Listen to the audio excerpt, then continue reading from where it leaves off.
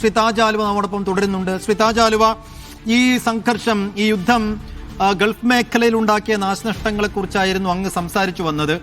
ഇതിപ്പോ ഈ ഏറ്റവും പുതിയ യുദ്ധം ഗൾഫ് മേഖലയുടെ, പശ്ചിമേഷ്യയുടെ രാഷ്ട്രീയ സമവാക്യങ്ങളെ ആകെ തകിടം മറിച്ചിരിക്കുന്നു എന്നതാണ് യാഥാർത്ഥ്യം. നോക്കൂ, ഇപ്പോ ഖത്തറിലെയും സൗദിയിലെയും ബഹ്റൈനിലെയും ഒക്കെ US ബേസുകളാണ് ടാർഗറ്റ് എങ്കിൽ കൂടിയും അത് ആ രാജ്യങ്ങളിലെയൊക്കെ സിവിലിയൻസിന് കാര്യമായ നാശനഷ്ടങ്ങൾ ഉണ്ടാക്കുമ്പോൾ അത് ആ രാജ്യങ്ങൾക്ക് പൊതുവെ ഉണ്ടാക്കുന്ന നാശനഷ്ടങ്ങൾ ചെറുതല്ല. അത് ആ രാജ്യങ്ങളുടെയൊക്കെ പരമാധികാരത്തെ ചോദ്യം ചെയ്യുന്ന ഒന്നാണ്. അങ്ങനെയെങ്കിൽ ഇറാനുമായി വലിയ തോതിൽ ബന്ധമുണ്ടായിരുന്ന ഖത്തറും UAEയും സൗദിയും ഒക്കെ ആ ബന്ധം ഒരുപക്ഷെ ഇപ്പോഴത്തെ കണ്ടീഷൻ എന്താണ് എന്ന് ഒരു പുനർവിചിന്തനത്തിലേക്ക് പോകേണ്ട സമയം കൂടിയാണ്. അപ്പോൾ ഈ യുദ്ധം ഏറ്റവും ഒടുവിലായി GCCയിലടക്കം ഈ IOCയിലടക്കം ഉണ്ടാക്കാൻ പോകുന്ന ഈ സമവാക്യങ്ങളുടെ മാറ്റങ്ങൾ എങ്ങനെയാണ്? GCC ഇതിനകം തന്നെ ഇറാനെതിരെ എതിർപ്പുമായി രംഗത്ത് വന്നു എന്ന പ്രതികരണങ്ങൾ കൂടി വന്നിരിക്കുന്നു.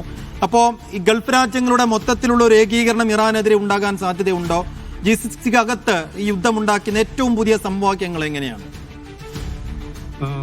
നമ്മൾ സൈഫുദ്ദീൻ മനസ്സിലാക്കേണ്ട വളരെ പ്രധാനപ്പെട്ട ഒരു കാര്യം, ഈ ഇറാനുമായിട്ട് വളരെ അടുത്ത ബന്ധം ആണ് മിക്കവാറും എല്ലാ ഗൾഫ് രാജ്യങ്ങൾക്കും ഉണ്ടായിരുന്നത്. അതായത് ഖത്തർ വളരെ അടുത്ത സൗഹൃദവും സമാധാനവും പുലർത്തുന്നു. അതുപോലെ തന്നെ സൗദി അറേബ്യയാണ് ഈ അടുത്തൊരു എഗ്രിമെന്റ്, കരാർ ഇറാനുമായിട്ട് ഒപ്പുവെച്ചത്. UAE ഇറാന്റെ ഏറ്റവും അടുത്ത വ്യാപാര പങ്കാളിയാണ്.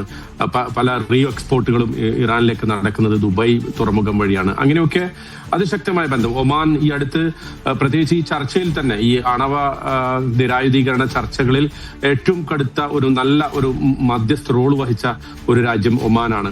അങ്ങനെ നോക്കുമ്പോൾ എല്ലാ രാജ്യങ്ങളുമായും വളരെ അടുത്ത അതിശക്തമായ ഒരു ബന്ധമാണ്, ഒരു അഗാധമായ ബന്ധമാണ് ഇറാന് ഉണ്ടായിരുന്നത്.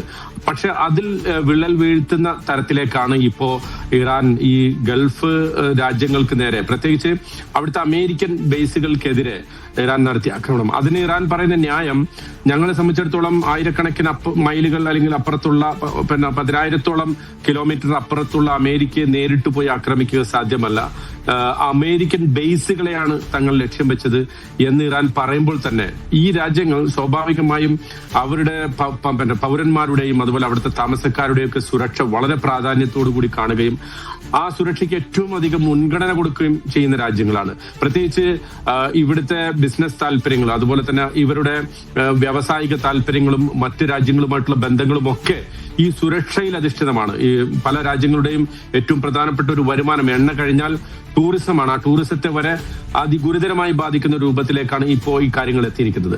അപ്പൊ അതുകൊണ്ട് തന്നെ ഇറാൻ ഈ കാര്യങ്ങൾ, പ്രത്യേകിച്ച് ഇത്തരം രാജ്യങ്ങളുടെ പ്രതിഷേധങ്ങൾ മുഖവിലക്കെടുത്തു എന്ന് മനസ്സിലാക്കാൻ പറ്റുന്ന രൂപത്തിലുള്ള ചില സൂചനകളും നമുക്കിപ്പോൾ ലഭിക്കുന്നുണ്ട്. അതായത് തുടക്കത്തിൽ അമേരിക്കൻ ബേസുകൾക്ക് നേരെ നടത്തിയ ആക്രമണത്തിന് പകരമായി ഇപ്പോൾ അതിന്റെ ഒരു തോത് കുറച്ചതായി കാണാൻ സാധിക്കും.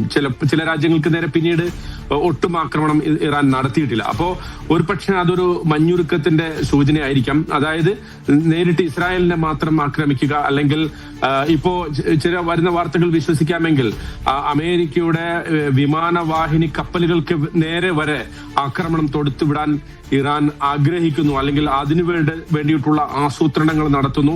അത് ചൈനയും റഷ്യയും അതിന് ഇറാൻ ഏറ്റവും വലിയ പിന്തുണ നൽകുന്നു എന്ന അർത്ഥത്തിലുള്ള റിപ്പോർട്ടുകൾ വരുന്നുണ്ട്. അൽ ജസീറ പുറത്തുവിട്ട ഒരു റിപ്പോർട്ട് അനുസരിച്ച് വളരെ ശക്തമായി, സീരിയസ് ആയി, ഗുരുതരമായി തന്നെ ഇറാൻ അത് ആലോചിക്കുന്നു. അമേരിക്കയുടെ വിമാനവാഹിനി കപ്പലുകൾക്ക് നേരെ, പ്രത്യേകിച്ച് ഹോർമുസ് കടലിടുക്കിന് സമീപത്തുള്ള ഇറാന്റെ നേവൽ പടയെ ഉപയോഗിച്ചുകൊണ്ട് അവിടുത്തെ 9 കപ്പലുകളൊക്കെ അമേരിക്ക തകർത്തിട്ടുണ്ട് എന്ന് അമേരിക്ക വാദിക്കുന്നുണ്ടെങ്കിൽ കൂടി, അപ്പൊ ആ അർത്ഥത്തിൽ പിന്നെ നേരിട്ട് അമേരിക്കയുമായി ഏറ്റുമുട്ടുക, അതിന്റെ ഭാഗമായിട്ടായിരിക്കണം ഒരു പക്ഷെ 3 അമേരിക്കൻ സൈനികർ കൊല്ലപ്പെട്ടത് എന്ന് നമുക്ക് കാണാൻ സാധിക്കും.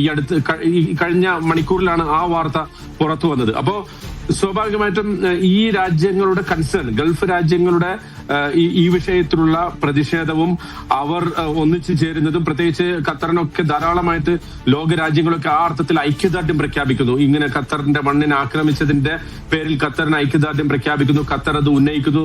ഞങ്ങളുടെ സമാധാനവും സുരക്ഷയും വളരെ പ്രധാനമാണ് എന്ന് ഖത്തർ പ്രധാനമന്ത്രി ആവർത്തിച്ച് പറയുന്നു. അപ്പോ സ്വാഭാവികമായിട്ടും അതൊക്കെ ഇറാന് കണക്കിലെടുക്കേണ്ടി വരും. അത് കണക്കിലെടുക്കാനുള്ള ഒരു സന്നദ്ധത ഇറാൻ ഉണ്ട് എന്നാണ് നമുക്ക് മനസ്സിലാക്കാൻ സാധിക്കുന്നത്.